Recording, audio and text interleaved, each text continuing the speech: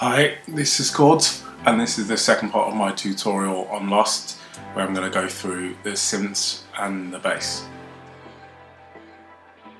Okay. There's not that much going on, it's quite relatively simple. The key to this was to try and get all the sounds to sound as realistic as possible. Because there's like some synthy sounds in it, obviously, but like I wanted the pianos to sound very real. What I normally do is there's some MIDI in here. You can see it here and here. But what I normally do is do all the MIDI stuff first, automation, all of that, kind of characterizing sounds and all that kind of like automation stuff. And then bounce out, and then start processing again from the bounce out, and adjust volumes and all that stuff, and then hide the tracks.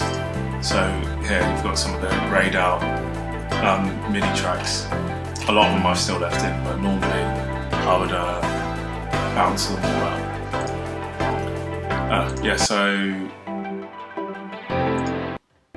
Yeah, there's not much to go through here. A key to the way I work is I don't actually do a lot of EQing and a lot of like making stuff very clinical. I tend to go into the actual notes and adjust the volume of some of them individually on the start rate. There's a function on Logic called Humanize, which kind of randomizes how the notes, the velocity of each note, which gives a variation in the sound, especially like to show if someone was really playing a piano, like how their fingers would adjust in volume. It wouldn't be uniform all the way through. And that's a very important thing that I use on everything. But when it comes to actually EQing, or finding a balance, should I say, I tend to just do it through the notes, if that makes sense. If I've got, say, this washed out part, which is kind of a washed out pad, if a certain note in the chord that's playing is standing out too much in the frequency range of everything else, I'll bring down the velocity of that note. Or say I want a whole piano chord, but the low end of the piano is too much, I'll drop the velocity of that low note before I get to the EQ stage and start cleaning stuff up, because I think that gives a more natural sound. Yeah, just got a basic layer of piano for the intro, very washed. I have 4 send buses, which I use on everything. An overhead drum kind of sound, which is a very, very short, using the Logic Space Designer, very, very short sound. A longer reverb, like a kind of hall, plate hall, which gives you a really long sound. Very, very high passed. And I've got some other stuff in there. I've got a vintage exciter, which gives a bit of crunch in the mid-range. And a compressor, which really squashes it down, which allows you to have it lower in the mix. There you go.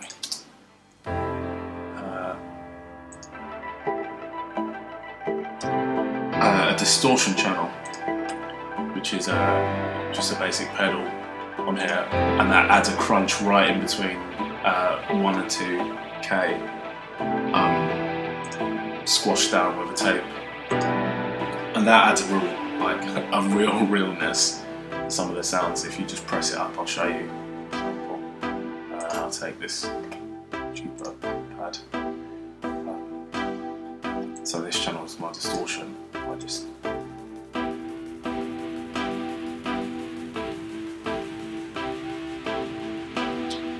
it's a real like kind of brutal crunch. But sometimes EQ doesn't work in that area. So if you do that instead, it allows certain sounds to cut through, or it allows sounds that are very, very clean to just have a bit of dirt or low noise in them. which I like the sound of. I like the sounds to be a bit more squashed or kind of ambient in that way. This is the main beat which comes in on the chorus. A little wider sound. Should just be high passed and a bit of top end. I always zoom right in on the EQ, so it tends to make your adjustments less brutal if you do that. Make sure your padding's on point, not everything should be central, kind of waver, and sometimes change throughout the song. Sometimes the chorus shows certain things that are wider and more centralised. The verse should be kind of slightly more pared back than the rest of the track. As for instruments, I've just got a lot of live instruments, a Red Octavia thing there, 2 pianos, kind of wide stabs, an overdriven lead, which I use quite a lot of tunes. Very washed out, so I like that sound. Some guitars, large pianos, and that's basically it. The bass is very simple because overall I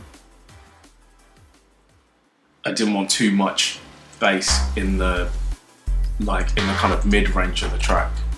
So when you hear the track on the loud system, you hear the synths very high up and the bass very separate, low down. All there is really a sub with a tiny bit of my distortion chain and a little kind of accent there. And that's actually it. Let's run through some of this.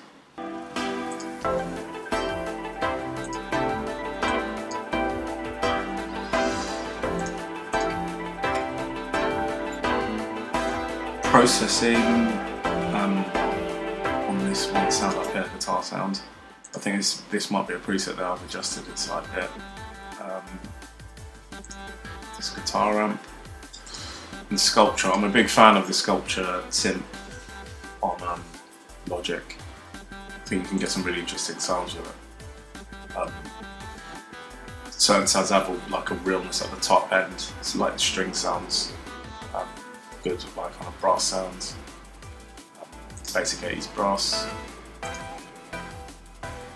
Kind of wavers in tempo and pitch, which I like the sound of.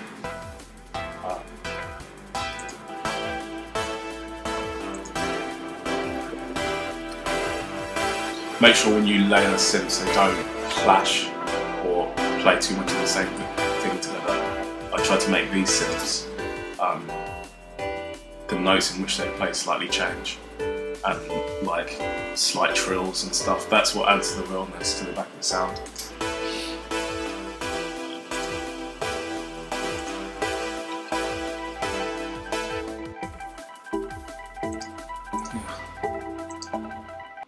Got a big overdriven Motown bass right in the middle here. It's called Motown bass, but it's like an overdriven guitar which intros the track. It's quite a nice build up, a bit of character and the drive. The last thing in my chain here is kind of what I've called warm, but it basically just adds like a vintage dimension, like kind of like an older Boss machine, and a slight pedal at the end, so it adds like a crunch right at the high end, like toppy crunch. I'll show you on this sound here. If I play that. Very quiet sound. Let's get into it as well.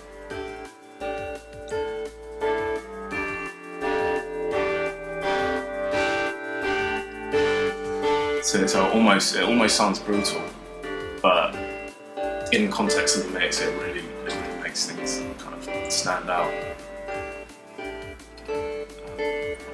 organization, and that's really it for this. When it comes to mixing, the group, as I said, keeps things in groups. I mix it to the drums, and to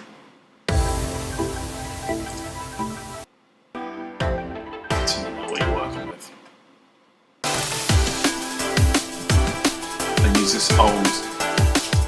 this is based on the po.st EQ machine, which is an old kind of a valve-based machine, I think, and as a result,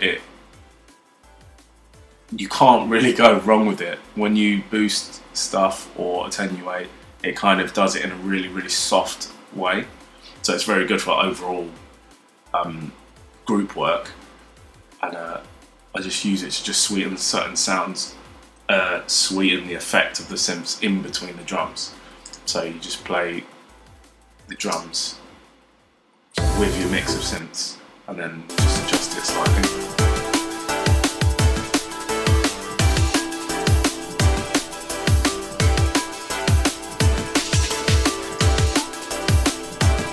Barely audible,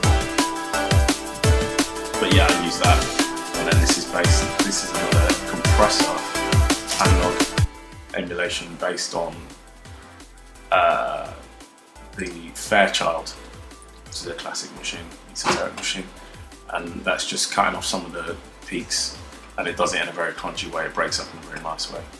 And then finally, just the Logic compressor, which is sidechained to the snare, I think, just to give that a bit of drive on the 2 and 4.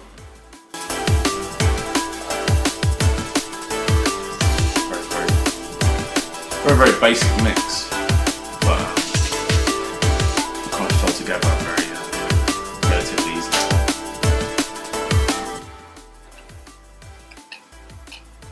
But yeah, that's it.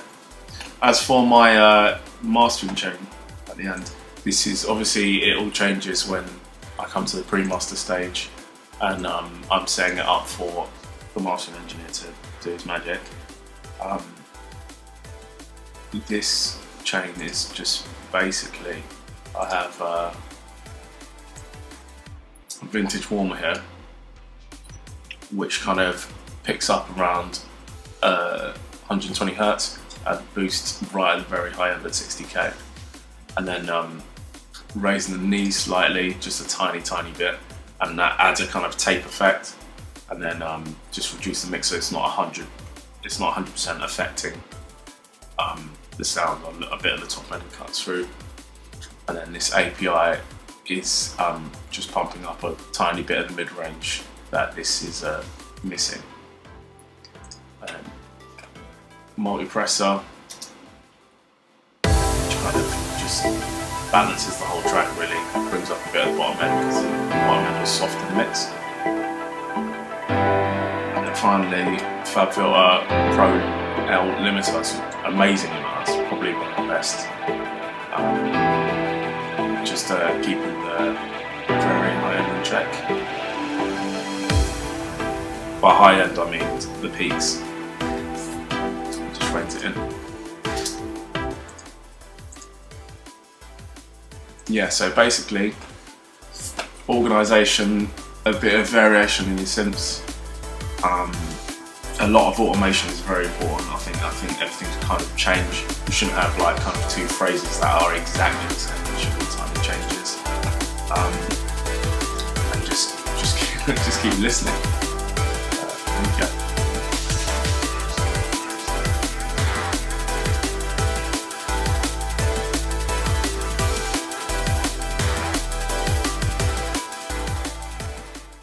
Pressure's rising deep inside. I feel the tension.